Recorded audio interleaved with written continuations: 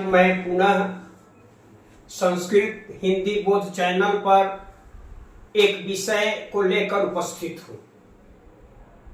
सभी सुनने वाले बच्चों को, बच्चियों को, अन्य लोगों को बहुत बहुत बधाई। आज मैं संख्यावाचक विशेषण के अंतर्गत त्रिश शब्द के रूप के बारे में बतलाने जा रहा हूँ।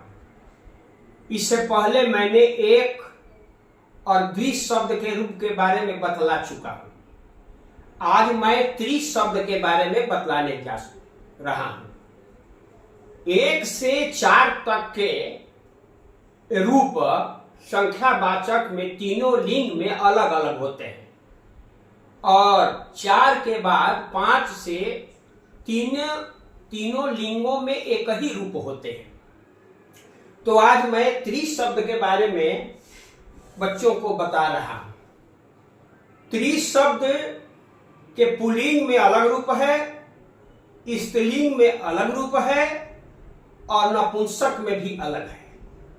तो त्रि के प्रथमा में रूप है त्रयः, फिर द्वितीया में है त्रीन्, तृतीया में है त्रिभिः, चतुर्थी में है त्रिभ्यः, पंचमी में है त्रिभ्यः, षष्ठी में है त्रयाणाम और सप्तमी में है त्रिषु। अब इसको स्त्रीलिंग में तीसरा प्रथमा में, फिर तीसरा द्वितीया में, तीसरी भी तृतीया में, तीसरी भ्यः चतुर्थी में, तीसरी भ्यः पंचमी में, त्रिस्रीणाम सप्तमी षष्ठी में और तीसरी सप्तमी में। तो यह रूप स्त्रीलिंग पुल्लिंग में मैंने बतलाया। अब जो है सो नपुंसक की बात है। तो नपुंसक के प्रथमा और द्वितीया में त्रीणी रूप होते हैं। इसके बाद अन्य जो रूप होते हैं वे पुल्लिंग के समान ही चलते हैं। तो कहने का भाव है कि जब भी वाक्य बनाने के लिए 3 की संख्या जब आएगी तो पुल्लिंग यदि वह शब्द होगा तो पुल्लिंग का प्रयोग होगा, स्त्रीलिंग शब्द होगा तो स्त्रीलिंग संख्यावाचक का प्रयोग होगा, नपुंसक जब होगा तो नपुंसक का प्रयोग होगा। जैसे मैंने लिखा है 3 लड़के, तो त्रयः बालकाः, त्रयः हो गया बहुवचन पुल्लिंग और बालका, क्योंकि 3 का जो रूप होता है केवल बहुवचन में होता है, द्विवचन और एक वचन इसका रूप नहीं होता है। एक का केवल एक वचन में होता है, द्वि का केवल द्विवचन में होता है और 3 से आगे के रूप केवल बहुवचन में। तो 3 लड़के का मतलब हुआ त्रयः बालकाः, बालकाः प्रथमा पुरुष के बहुवचन है। तो इस संख्यावाचक है, विशेषण है, तो त्रयः बालका हो गया। 3 लड़कियां तो तीसरा बालिका, तीसरा शब्द आ गया। इसके बाद 3 किताबें, तो किताब नपुंसक है, पुस्तक शब्द नपुंसक है, तो त्रीणि पुस्तकानि हो गया। इस तरह से मान लीजिए 3 घोड़े दौड़ते हैं तो त्रयः अश्वः धावन्ति। अब इसका रूप याद करने के लिए छोटा सा ट्रिक मैंने बतलाया है। उसमें है सन भी भ्यः टू अणाम सु। इतना जानने से पुल्लिंग का रूप याद हो जाएगा।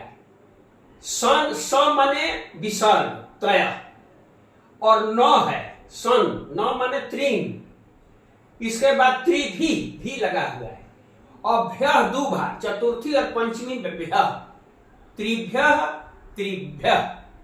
इसके बाद षष्ठी में अणाम, त्रयाणाम और फिर सप्तमी में सु लगा देते हैं। तो इतना जान जाएगा जो बच्चा, तो त्रिश शब्द के पुल्लिंग का रूप उससे स्मरण हो जाएगा। थोड़ा सा इसमें ध्यान देने की बात है कि स का मतलब होता है विसर्ग, न हलंत है तो न, अब भी का मतलब भी हो गया। भ्यः 2 बार 2 लिखा हुआ है, अणाम है तो 1 है और सु है। स्त्रीलिंग में उसको हम फिर स, तीसरा, तो तीसरा याद रखना होगा कि तीसरा शब्द है। तो तो 2 बार उसका प्रयोग करना है, तीसरा और तीसरा। और भी का 1 बार, भ्य का 2 बार, णाम का 1 बार और सु का 1 बार। तो पुल्लिंग और स्त्रीलिंग दोनों में आप रूप जान गए। इतना ही आप स्मरण कर लेंगे दोनों को, तो आप 3 का रूप याद हो जाएगा, त्रि शब्द का रूप याद हो जाएगा। तो अनुवाद बनाने में, किसी चीज को जानने में कोई कठिनाई नहीं होगी। लड़के जरूर समझेंगे इस बात को।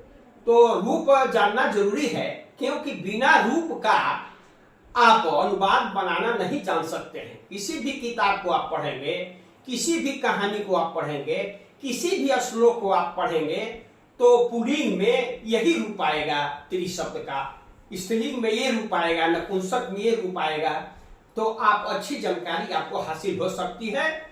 और बच्चों को इसके लिए प्रयास करना होगा, तभी कुछ संभव है। क्योंकि अभ्यास सारणी विद्या है, सो अभ्यास की चीज है।